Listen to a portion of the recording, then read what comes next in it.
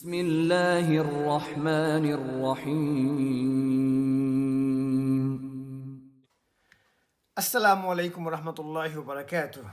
Alhamdulillahi wahda. Wassalatu wassalamu ala man la nabiyya ba'da wa ba'd. In our yesterday's episode, we spoke about taqwa and how it connects and relates to the home or abode of al-muttaqeen in the hereafter, and how to get into the home of the or abode of the al-muttaqeen, the pious and righteous place, we have to entertain taqwa and abide by the terms and condition of taqwa in this life. In today's episode, we are going to look into 4 Quranic verses that is going to further elaborate the concept of taqwa and its importance, but also is going to deepen and strengthen our understanding of taqwa and the righteousness, the concept of the righteousness, inshallah. So our first ayah today is from Surah An-Naziyat, and ayat are 40 and 41, in which Allah subhanahu wa ta'ala says, وَأَمَّا مَنْ خَافَ مَقَامَ رَبِّهِ وَنَهَى النَّفْسَ عَنِ الْهَوَى فَإِنَّ الْجَنَّةَ هِيَ الْمَأْوَى. Whenever I read this Quranic verse, it gives me a perfect definition of taqwa. A perfect definition of taqwa. And Allah subhanahu wa ta'ala says in this verse, وَأَمَّا مَنْ خَافَ مَقَامَ رَبِّهِ. And as far those people who are concerned who have the fear of standing in front of their Lord, the fear of standing in front of their Lord, that is in the hereafter, and that is obviously when we will be brought down for our accountability of all our deeds in this world. So if we entertain the fear of Allah subhanahu wa ta'ala in this life before we do something, وَنَهَى النَّفْسَ عَنِ الْهَوَى, and the Quran says وَنَهَى النَّفْسَ عَنِ الْهَوَى, and those people, they refrain their soul, they refrain their self anil hawa, from indulging into their lower desires, the vain desires. فَإِنَّ الْجَنَّةَ هِيَ الْمَأْوَى. So indeed, the paradise will be the abode. The paradise will be the abode. Now in this ayah, there are 2 elements that exist in taqwa. It's perfectly elaborated. The first element is the fear of Allah subhanahu wa ta'ala, the fear of the Lord. Without this fear, in this world, we cannot abide by the halal or haram, what is allowed and what is forbidden. We cannot have any concept of forbidden things in life if we don't have the fear of Allah subhanahu wa ta'ala, and we cannot stop from doing the wrong thing or getting into the wrong thing if we don't have the fear of Allah subhanahu wa ta'ala and the fear of standing in front of Allah subhanahu wa ta'ala for the accountability. So we stop ourselves. That is the second element. We close the door of the evil deeds, of the wrongdoings. We don't do any wrong. We don't suppress the rights of any person, because that is the biggest crime. in the Islamic guidance. So this is the first Quranic verse for today that I wanted to elaborate. And the second Quranic verse is from Surah Ar-Rahman, and the ayah number is 46, which says, وَلِمَنْ خَافَ مَقَامَ رَبِّهِ جَنَّتَانِ. And for those people who have the fear of standing in front of their Lord in the hereafter, the standing in front of the Lord is in the hereafter, but the fear is in this world, now, in this life. For such people, the Quran says, Jannatan. These people will be rewarded by two Jannah, two gardens, two paradise. And that is a massive reward. And remember, in yesterday's episode, we made a reference to an ayah, a verse which said, وَجَنَّةٍ أَرْضُهَا السَّمَاوَاتُ وَالْأَرْضِ, and hasten in seeking out a Jannah, a paradise, which the width will be the heavens and the earth, that we will be rewarded and given, granted by Allah subhanahu wa ta'ala. And then the third ayah that I would like to elaborate today in this episode to understand and strengthen the meaning and the concept of taqwa and righteousness in our life is from Surah Ash-Shams, in which Allah subhanahu wa ta'ala says, وَنَفْسٍ وَمَا سَوَّاهَا فَأَلْهَمَهَا فُجُورَهَا وَتَقْوَاهَا قَدْ أَفْلَحَ مَنْ زَكَّاهَا وَقَدْ خَابَ مَنْ دَسَّاهَا. Allah subhanahu wa ta'ala is swearing by the soul that He has created in the human being or for the human being, and in what a perfect way He has created the soul, the ability and capability of the soul. And He says that after creating this soul, this nafs, فَأَلْهَمَهَا فُجُورَهَا وَتَقْوَاهَا, guided this soul into understanding what is the path of taqwa for her and what is the path of evil and wrongdoings for her.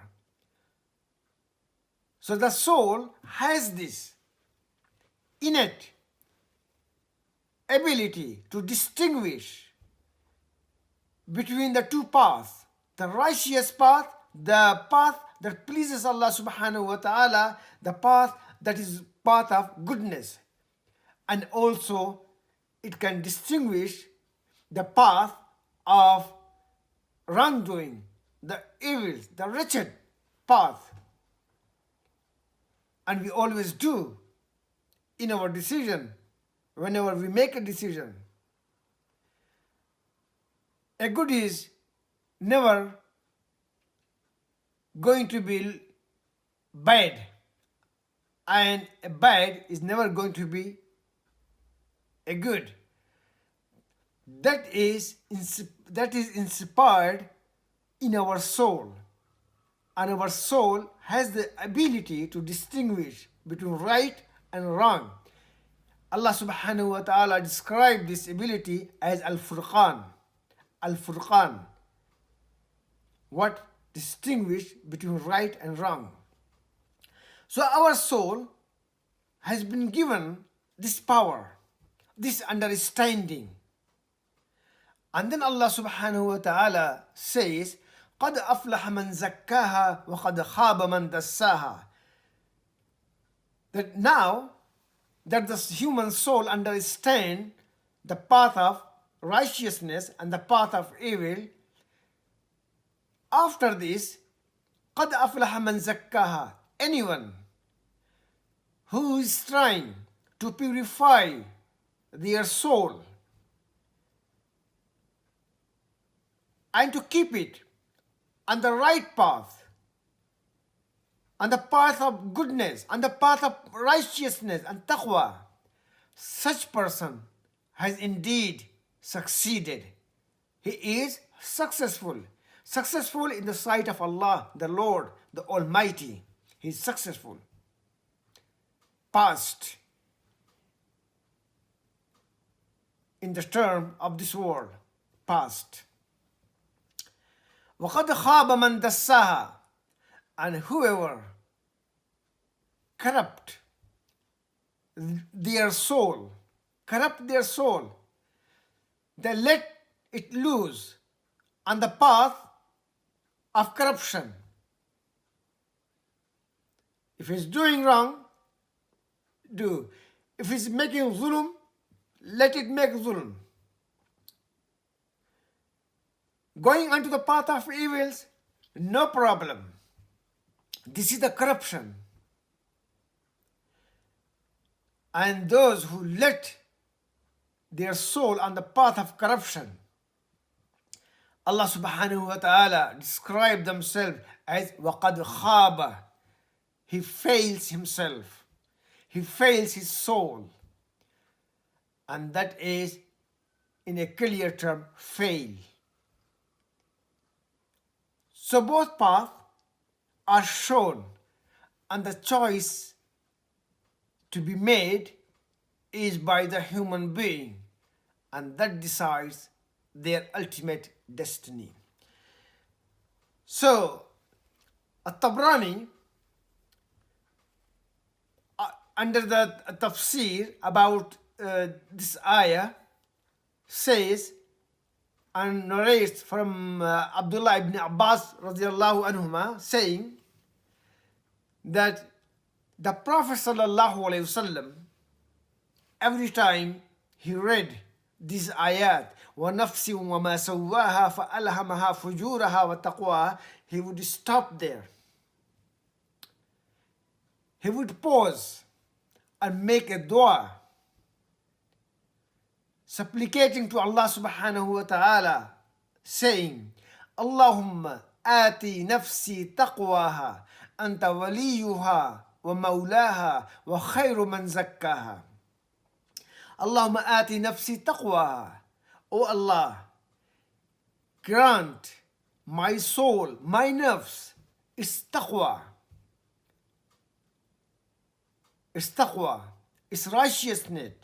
What it should avoid in this life to make you pleased with it. Anta waliyuha wa mawlaha, because you are the guardian of my soul, because you are the creator. So you are the guardian of my soul, but also you are the protector of my soul. Wa khayru man zakkaha, and you are the best to purify my soul. You are the best placed to purify my soul. So I'm asking you to purify it for me. Beautiful dua. We all, or anyone who's concerned for their soul, they should make this dua to Allah subhanahu wa ta'ala in all sincerity. And Allah subhanahu wa ta'ala will help purify their soul. And our fourth Quranic verse is from Surah At-Tawbah, in which Allah subhanahu wa ta'ala says, وَمَا كَانَ اللَّهُ لِيُضِلَّ قَوْمًا بَعْدَ إِذْ هَدَاهُمْ حَتَّى يُبَيِّنَ لَهُمْ مَا يَتَّقُونَ. That Allah subhanahu wa ta'ala does not mislead any people. بَعْدَ إِذْ هَدَاهُمْ, after He has granted them guidance. حَتَّى يُبَيِّنَ لَهُمْ مَا يَتَّقُونَ, until Allah elaborate and explain all the details of what they should avoid, in this life. So when everything is clarified that people should avoid to please Allah, and then after that people indulge themselves in those things that should be avoided, then that incur the wrath of Allah subhanahu wa ta'ala. Now, in a common terminology, this is called haram and halal. So halal is what is allowed by Allah subhanahu wa ta'ala, and haram is what is not allowed or what should be avoided. And in the first verse, as we said, وَنَهَا النَّفْسَ عَنِ الْهَوَىٰ, that they refrain their soul from getting indulged in the lower desires. That is what Allah subhanahu wa ta'ala is saying, that until Allah subhanahu wa ta'ala in His guidance explain it clearly to people what they should avoid, and then people after this choose the wrong path and they try to go onto the wrong path and walk it, then Allah subhanahu wa ta'ala mislead them, meaning let them going onto that path. He doesn't bring them back, because Allah given them the guidance, explain them what they should avoid, and then after that people go on to the wrong path, then Allah let them loose, and people after that they become misled. So these are the 4 Quranic verses which are very important to explain and deepen the concept of taqwa and its meaning, and explain to us its importance. I pray to Allah subhanahu wa ta'ala that we all should deepen this understanding of taqwa and righteousness in our life, and that we should see clearly the path that we should walk for our own salvation, and to become righteous people in our life, so that our soul, the righteous soul, can connect with the abode of righteous people. May Allah subhanahu wa ta'ala guide us all. وآخر دعوانا الحمد لله رب العالمين والسلام عليكم ورحمة الله وبركاته.